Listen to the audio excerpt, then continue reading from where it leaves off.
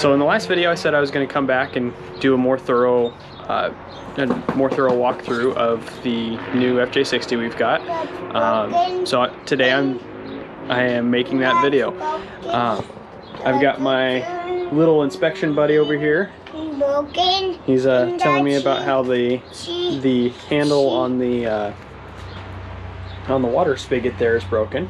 But what else were you telling me about? Were you telling me about the big old tires, and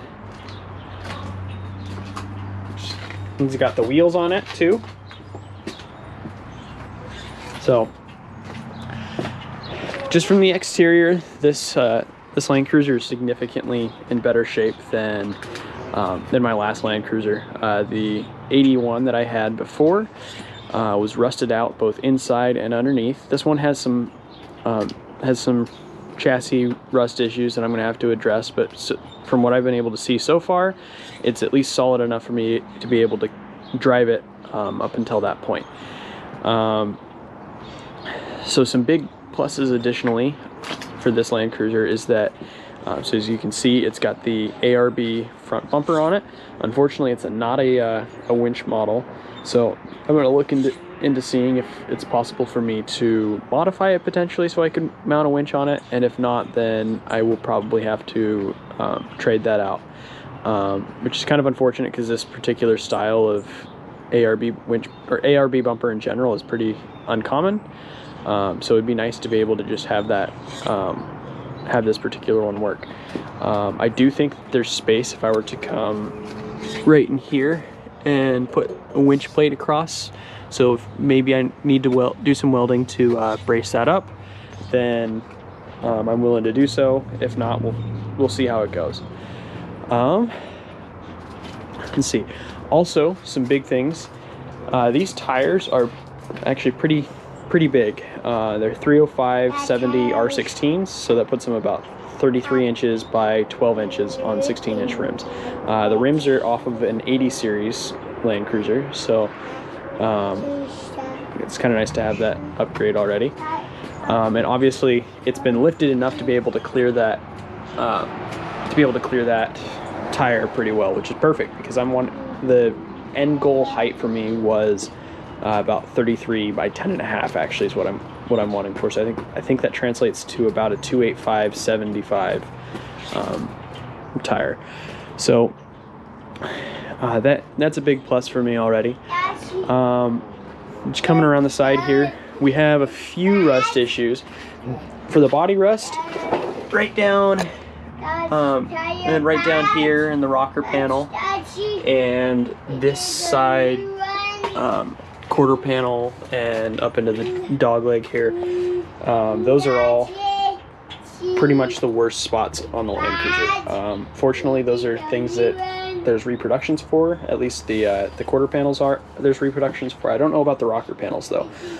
Another issue is these door handles, while functional, don't like to pop back up or pop back down after you close it, so I'm gonna have to get that fixed. Coming around back, we have, so the rear is actually in pretty good condition. There's not any rust issues that I've been able to find on this. And another plus over the last Land Cruiser is those hatch struts actually work, so that's cool. Let's see if I can actually drop this tailgate. It's not wanting to drop. This is actually the first time I've tried dropping the tailgate, so it was locked. That's why it wasn't wanting to drop.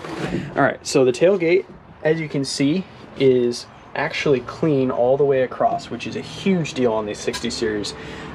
These 60 series Land Cruisers, the tailgate is always rusted out, and it's one of those things that's an absolute pain to get fixed.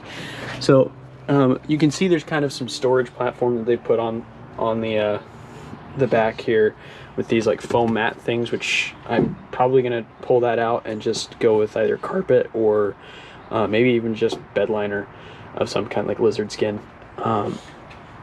So another cool thing is this tailgate already has the tailgate storage mod, which a lot of people like to do, take advantage of that empty space that's in the tailgate. So I'm not gonna have to do that. That's cool. Fun fact about this this spare tire here, I looked up the date code, and they were made in 1995. So that's actually older than my wife Rachel is. So that is going to have to be replaced along with all the other tires on the rig. The tires that we have were all made in 07 and 08. So and they're pretty dry rotted and not great condition, reflective of that.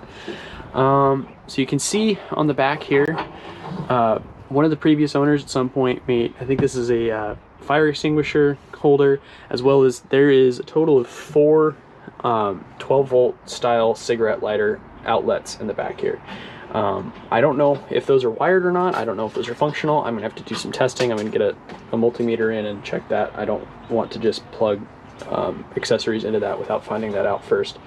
So I did, and the fridge that I have though can run on either 12 volt or 24 volt, which is fortunate because what that means is I can just run, what I'm probably going to do is kill whatever wiring is or isn't there for one of these plugs and just wire it directly into the 24 volt system instead of trying to run it through the 12 volt converter that is under the hood, which I'll get to in a bit.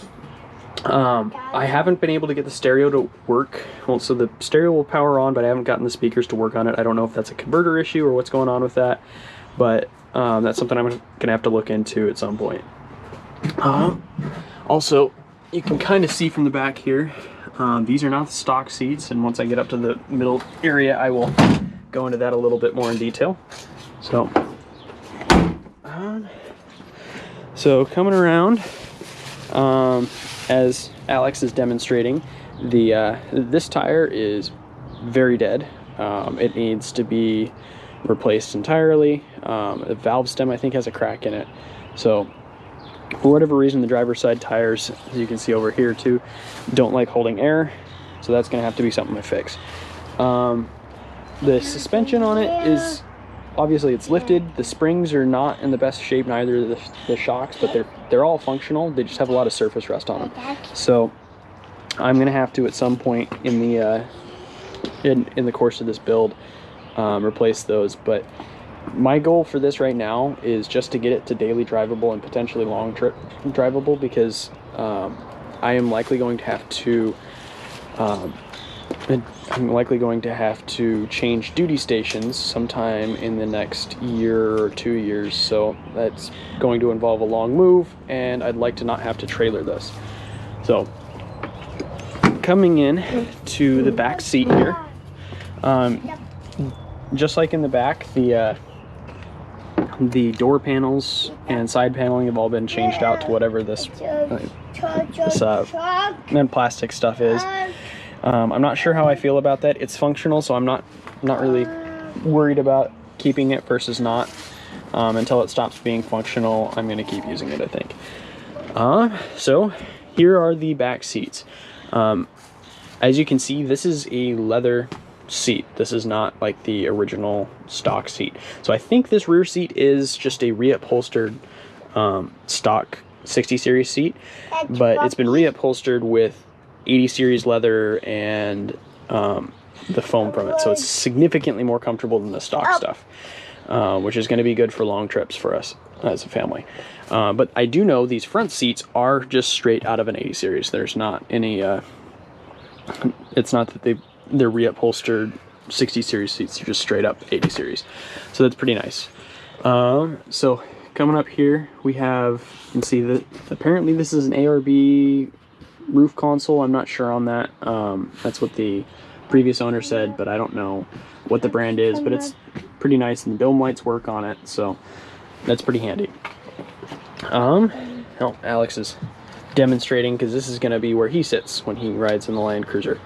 So he's demonstrating he can get in all by himself. So moving on to the front, so you can see this this door handle is trashed. That's going to have to be replaced. But moving on to the front, we have the front seats, which are extremely comfortable compared to the stock ones. But as you come up into the front, you can see kind of the rat's nest of wiring we got all in here, as well as the numerous aftermarket gauges that were put into this. We got a clock here, we've got the fuel gauge, or a fuel gauge here, we got a temperature gauge, which I think is a water temperature gauge, but it's got a really weird, what do you call it, temperature range on it. It's from 25 degrees to 165 degrees Fahrenheit, and I'm not sure what the deal with that is. Of the stock gauges, the only ones, so the ones that work that I found are the oil pressure works, voltmeter works, but it's not actually accurate because this is a 24 volt system now. Fuel gauge, I don't know if it's accurate or not. I haven't seen either of the fuel gauges really move, although actually, as I'm thinking about it, the fuel gauge for the A-pillar there does actually go up to 1 when you start cranking, or when you turn it on, so potentially it is actually a functional fuel gauge. Tachometer works. I think the speedometer works. I can't quite remember if it worked or not. I didn't really check for that when I was moving it from the from where the YJ's at now to here in the carport. So I have not gotten any of the climate control to work at all. Just no go on that. As well as any of these switches right here, like the defrost, rear windshield wiper, that kind of stuff. The clock on this works, and because these are actually mechanical gauges, they're working. As you can see, we're a little tilted due to the flat tires on the driver's side, so I know that's working there. This voltmeter does actually move, surprisingly. It looks like it's stuck there, but it does actually change based off of what's going on in the engine compartment and whatnot. This temperature gauge is an external temperature gauge. It doesn't work. I think it needs power, and it's not getting power. Same thing with the water and the ammeter there. The stereo turns on. It functions normally, but I have not gotten anything to come through the speakers at all, so I don't know what the deal with that is. However, this I think is an ammeter as well, and it does function. It changes based off of the load you're putting on the circuits, so I know that works. An interesting thing in this Land Cruiser is that whoever did the diesel swap swapping from the stock 2F engine to the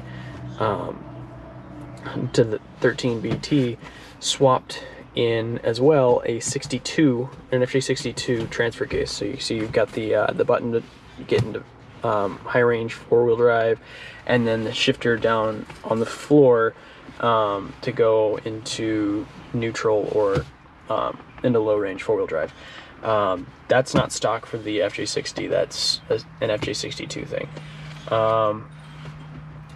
Yeah, so this switch here I know is, or it says Hella on the top of it, so I'm going to assume that's for the spotlights. It doesn't work as far as I've been able to tell, but I'm gonna have to do some more looking into the wiring on that. I haven't been able to get the Hella lights to work at all. This guy's a kill switch, and it's been kind of annoying, honestly, but I think it's also running a fuel pump, so I'm gonna have to see if that's the case, because if it, and what all is run off of the kill switch that would potentially be powered constantly otherwise, because if it is, then I'm going to try and put those on an ignition circuit instead, so that way I don't have to have the kill switch and it's not draining power while we're sitting. That's the headlight, or the dash light dimmer switch. It does work. Not sure what that is, other than it seems to turn the stereo on and off. I don't know what the deal with that is. They added a glow screen switch, which is for what they call a Wilson switch mod. Allows you to bypass the timing system for the preheating glow screen. That was not completely wired up, and it was, in order to replace the stock preheating timer, I was able to get another preheating timer and just plug that in, and it works to run the glow plug. So I'm not actually going to mess with that, probably, unless the preheating timer completely kicks the bucket. The stock glow system is pretty solid, so I'm not really interested in messing with that. And also no idea what that switch is there. So I'm gonna go ahead and try and get her to start. I'm gonna pull it out of gear. Also, this is a NH55F 5-speed transmission, so that's cool. Another thing that I was not gonna, or that I was wanting to do that I'm not actually gonna have to. So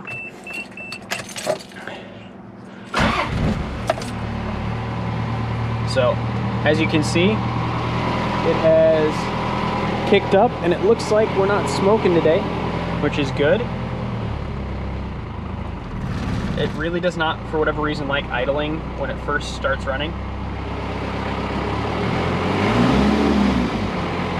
You can hear the turbo whistling a little bit.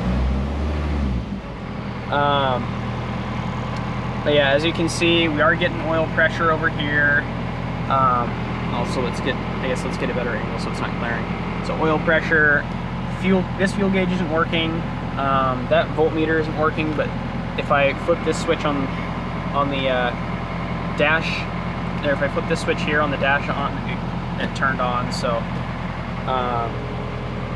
whatever on that, I guess. So also it looks like the backlighting for the inclinometer works, so that's cool. I actually hadn't seen that or not. So if I turn the headlights on, that works. So wipers, or the blinkers work. The brights do actually change. You can't quite see it on the, well, you might actually be able to, but all right, so now we're a little warmed up and it's idling fine now. You can hear that nice rumble. So I'm not sure what the issue with the first starting idle is, but I'm gonna have to get that fixed. Let's see. I'm trying to think what else. Oh, so I did figure out the those of you who watched the last walkthrough, I had the wipers constantly going. I was trying to figure out what the heck is going on with that. Turns out I'm an idiot. I thought that the wipers were on this stick. They're not. That's literally just the headlights and the brights. The wipers are this stick, and I had that flipped down, which is why it wasn't working, or why it wasn't shutting off. So that's on me. A little dumb. It's been a while since I've been in a 60 series, and there wasn't a whole lot of markings left for me to be able to read. Also, I was pretty dang tired last time. I work night shifts right now, and that was like 11 in the morning, and I'd been up all night. So let's see. So that, I guess I can come around and I'll pull up the hood. Again, flat tire, that's gonna have to be fixed. So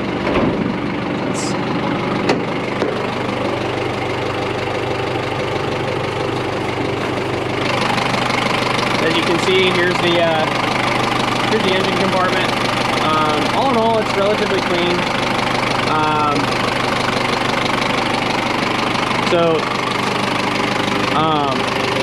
I'm gonna have to, when I first got the Land Cruiser, the brake master cylinder was completely bone dry, nothing in it. And so I refilled it and that was able to build me up pressure. But if you come around back here, the brake line up on top of the axle, right near the driver's side rear, has a nice hole in it. So I'm gonna have to fix that before this is drivable as well.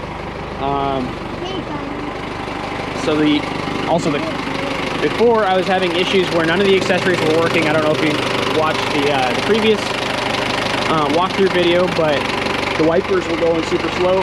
Reason for that is some battery connections were not quite as tight as they needed to be. Also, there's some connections to this guy here, which is that's the 24 volt to 12 volt converter. Some of those connections were not as tight as they needed to be, so the 12 volt accessories were not getting the power they needed. It's only a 20 amp converter, and I'm not super sure that I'm wanting to keep that small a number on it. There's a lot of accessories that are getting run off of this, and I'd like to actually have them functional. But that's something for the future to kind of think about. So my immediate goals for this Land Cruiser, in order to get it kind of daily drivable, is I need new tires, and I need to get that rear brake line fixed. I'm probably just going to go to Spectre Off-Road, get a used brake tube for the rear axle. Here, I'm gonna shut it off. Huh? Hold on a second. Interesting. So there's 2 kill switches here. It kept running on that, so I'm gonna have to look more into what that wiring is.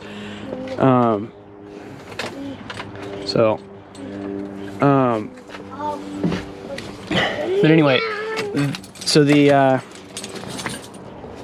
tires need to be replaced. The brake line needs to be replaced. I'm just gonna go with Spectre Off-Road to get a used one for that for now, because initially I just want to get it functional.